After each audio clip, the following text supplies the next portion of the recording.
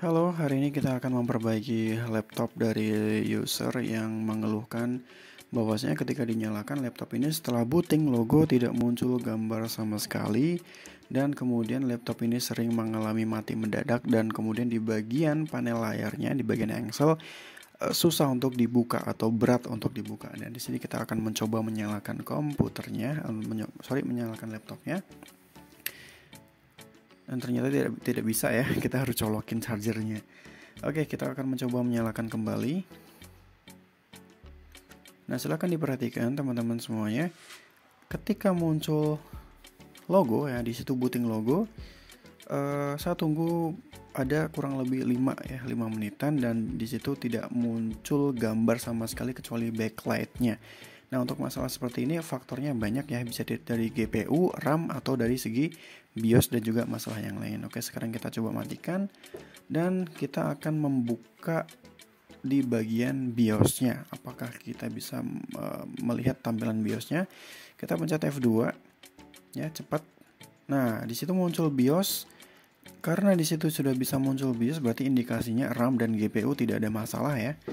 Dan ketika saya pencet, kemudian saya geser-geser untuk settingannya, ada beberapa tombol khususnya di bagian arah di situ yang tidak bisa ditekan atau tidak merespon sama sekali. Begitu juga ketika saya memencet enter ya, di situ sama sekali tidak ada respon. Nah, ada indikasi bahwasanya keyboard di sini mengalami permasalahan, dan ada beberapa kasus juga yang saya tangani berkaitan dengan no display. Di sini keyboard juga bisa jadi biang keroknya seperti itu, karena di bagian dalam komputer atau laptop itu banyak sekali jalur yang saling terhubung, ratusan bahkan sampai ribuan gitu kan. Oke, di sini kita akan mencoba untuk melepas keyboardnya. Dan kita akan melihat apakah dengan mengangkat keyboardnya ini akan terjadi perubahan di booting laptopnya seperti itu. Oke, keyboard sudah terangkat dan kita akan mencoba menyalakan laptopnya kembali.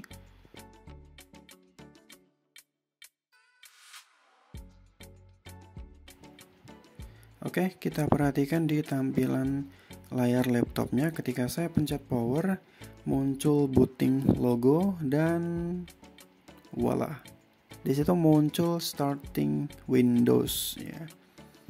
Nah, di sini kita sudah bisa melihat tampilan dari Windows itu sendiri, dan kita bisa melihat di halaman utama di Windows 7 itu sendiri. Nah, di sini kita bisa menyimpulkan bahwasanya yang menjadi masalah proses booting ini adalah di bagian keyboardnya seperti itu.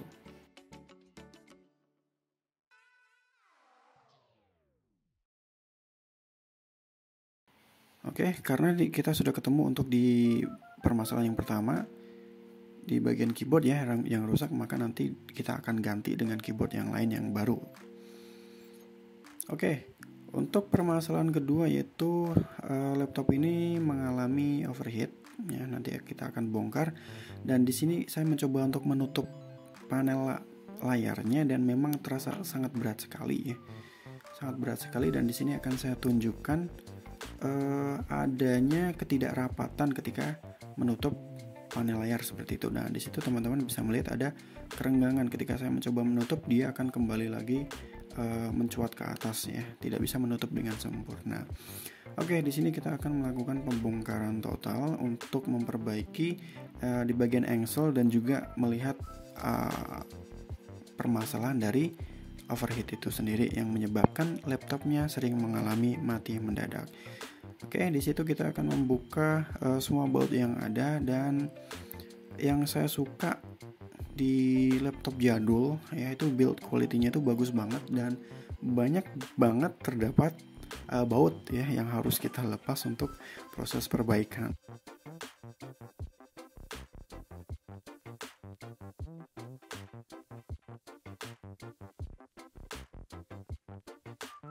Nah, di situ kita perhatikan RAM-nya 1 GB ya, jadi pantas saja laptopnya itu lumayan lemot. Jadi untuk RAM 1 GB sampai 2 GB itu agaknya kurang relevan ya untuk di zaman sekarang, karena kebanyakan laptop sekarang itu sudah mengusung RAM yang berkapasitas minimal 4 GB, rata-rata seperti itu. Oke. Nah, di sini kita akan membuka frame laptop di bagian tengahnya dan pastikan teman-teman semuanya untuk baut harus dilepas semuanya.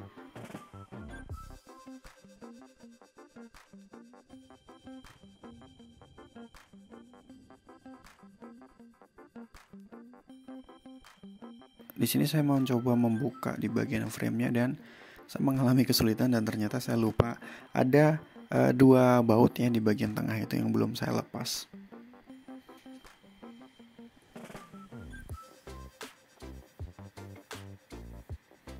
Oh ya teman-teman, dan jangan lupa untuk setiap soket konektor yang ada di situ harus dilepas ya, agar ketika kita mengangkat frame di bagian atasnya itu mungkin ada kabel fleksibelnya, itu biar dia tidak mengalami kerusakan atau sobek ketika kita mencoba untuk melepasnya. Oke, di sini saya masih mengalami kesulitan dan ternyata masih ada satu baut yang tertinggal di situ yang belum saya lepas. Oke, ketika semua baut sudah bisa dilepas dan di sini kita bisa mengangkat dengan mudah untuk di bagian cover atas, dan saya perhatikan di bagian dalam laptop ini sangat kotor sekali. Oleh karena itu di sini akan saya lakukan pembersihan terlebih dahulu agar lebih enak dipandang mata.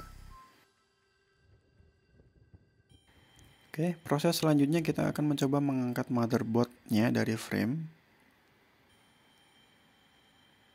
Dan jangan lupa ya, setiap soket yang ada di situ harus dilepas agar ketika kita lakukan pengangkatan motherboard tidak ada komponen kabel fleksibel atau soket lain yang mengalami kerusakan karena kita lupa untuk tidak melepasnya.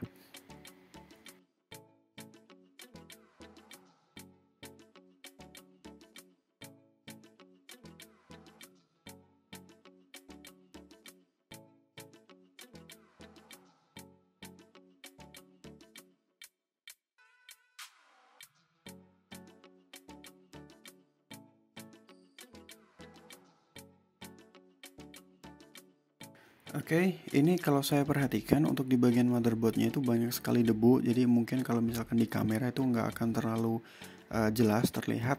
Tapi kalau dilihat dengan kasat mata di situ banyak sekali debu, dan di bagian frame bawah saya melihat lebih banyak kotoran lagi di situ ya. Ada banyak sekali debu yang bisa menjadi kemungkinan dia yang menyebabkan overheat, dan di bagian frame atas pun demikian. Untuk di bagian logamnya di situ ada beberapa karat yang saya temukan. Untuk di bagian speaker juga mengalami korosi ya, karena saya nggak tahu mungkin nyimpennya di tempat yang agak lembab ya mungkin. Jadi usahakan teman-teman kalau misalkan punya laptop jangan disimpan di tempat yang lembab karena dia akan berimbas ke bagian di bagian dalam komponen laptop itu sendiri. Oke, di sini saya mencoba untuk melakukan pembersihan terlebih dahulu. Nah, di sini kalau saya perhatikan untuk di bagian fan dia juga mengalami yang namanya debu ya, dia ada beberapa debu dan kotoran di situ yang mungkin bisa menjadi penyebab dia mengalami overheat atau yang menyebabkan dia sering mati mendadak. Oke, sekarang kita buka, ada 3 baut di situ yang harus kita lepas.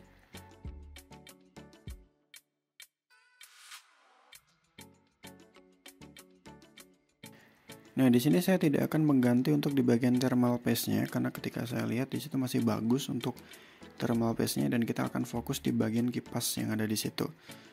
Nah, kita akan melakukan pembongkaran, kita akan lihat di dalamnya apakah memang terdapat banyak kotoran, karena sering banget kasus yang saya temui di bagian dalam fan itu lubang-lubang pembuangan angin itu tersumbat sehingga menyebabkan aliran udara atau pembuangan udara panas dari prosesor itu mengalami penyumbatan, jadi tidak bisa berjalan dengan lancar seperti itu. Nah, sekarang kita buka dan kita lihat di dalamnya, dan ternyata memang benar dugaan saya, banyak sekali kotoran, dan di situ kalau kita lihat ada sarang burung walet ya. Ya, di situ gede banget untuk sarangnya, dan di sini kita akan coba ambil, kita angkat. Nah, ini yang bisa menyebabkan laptop kalian mengalami overheat, teman-teman semuanya. Jadi pastikan untuk setiap 3 tahun sekali atau 5 tahun sekali ya dilakukan perawatan ke teknisi.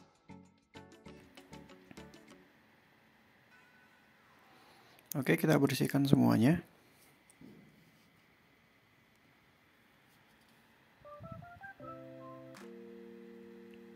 Kemudian kita tutup kembali, kita pasang semua baut yang ada di situ, dan di sini saya bersihkan untuk semua komponen laptop yang ada. Dan kita bisa lihat kotoran yang ada di situ, ya banyak sekali kotoran yang berada di dalam laptop itu sendiri.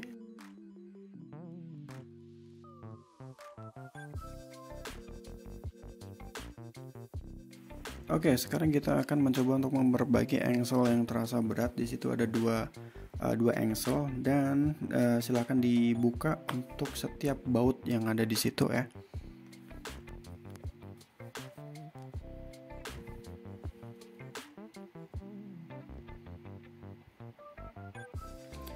Oke, untuk panel layar di sini sudah terlepas dari frame utama, dan kita akan mencoba untuk membuka di bagian panel layarnya. Perhatikan, untuk di setiap laptop ada dua baut yang tersembunyi ya, tapi tidak semua laptop seperti ini. Nah, jadi perhatikan kalau misalkan ada lingkaran ya, lingkaran yang dia tertutup oleh plastik mika, bisa dipastikan di bawahnya itu ada sebuah baut yang harus kita buka manakala kita mau membongkar di bagian panel layarnya. Oke, untuk baut di sini sudah saya lepas, dan saya akan mencoba untuk membuka di bagian casing panel layarnya. Dan hati-hati untuk membukanya ya. Kalau misalkan terasa berat atau susah untuk dibuka, barangkali di situ masih ada skrup atau baut yang masih tertinggal, yang belum bisa kita buka. Untuk memperbaiki engsel yang terasa berat, silakan persiapkan. Di situ ada kunci mur ya, kunci mur ukuran 5,5 mm. Jadi untuk di setiap laptop berbeda ya ukuran bautnya. Jadi ada yang 4,5, ada yang 4 mm, ada yang 4 mm, kemudian ada yang 5,5, ada juga yang 5 mm. Jadi disesuaikan dengan ukuran baut yang ada di layar panel laptop. Oke, kalau sudah dirasa cukup enak, kita rakit kembali, kita pasang semua bautnya, kita rapikan.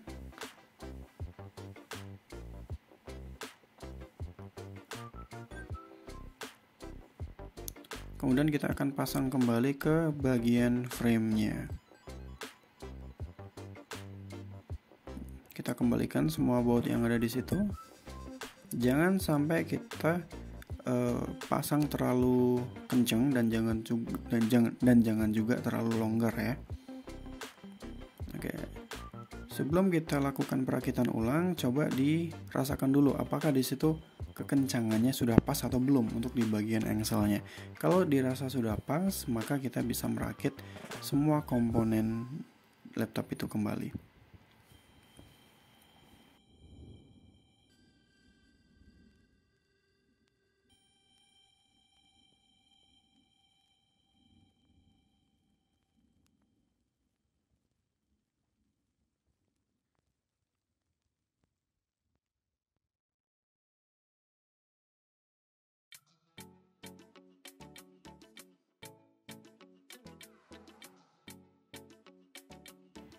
Ketika kita mengembalikan atau memasang motherboard ke bagian framenya, jangan sampai lupa juga untuk di bagian soket-soketnya itu harus dipasang. Dan tips bagi kalian, kalau misalkan kalian membongkar laptop atau melakukan pembersihan, jangan lupa untuk di bagian konektor LCD-nya itu dibersihkan, karena sering banget mengalami korosi ya di bagian itu.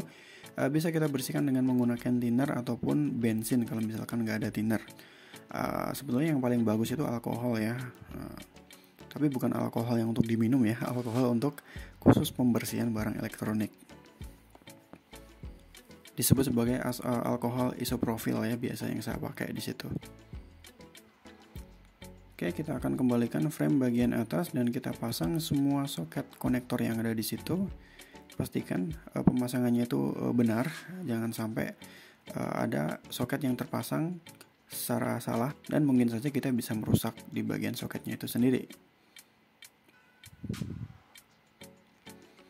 Oke, di sini kita kembalikan semua baut yang ada, kita pasang semuanya. Ya, setiap komponen yang kita lepas tadi ya kita kembalikan semuanya di laptop.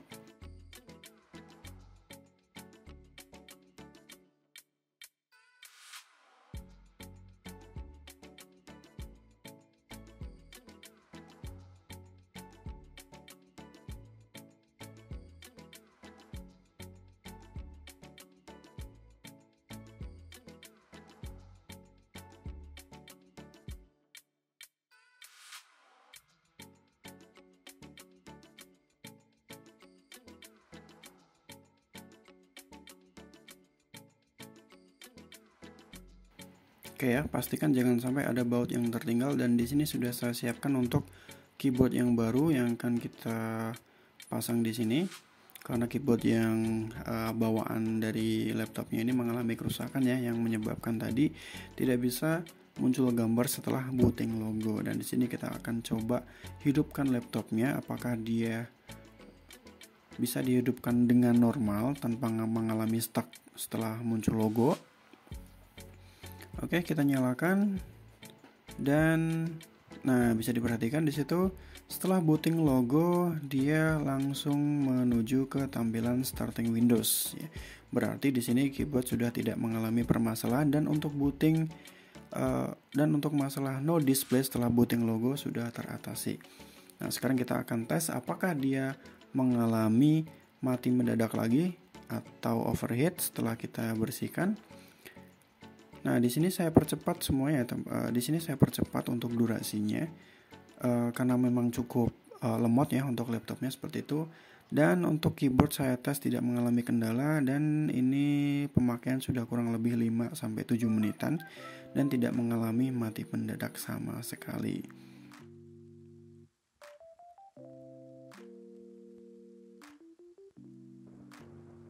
Oke, cukup sekian untuk di video kali ini. Semoga teman-teman bisa mengambil manfaatnya, dan terima kasih sudah menonton. Kita akan berjumpa di video yang akan datang.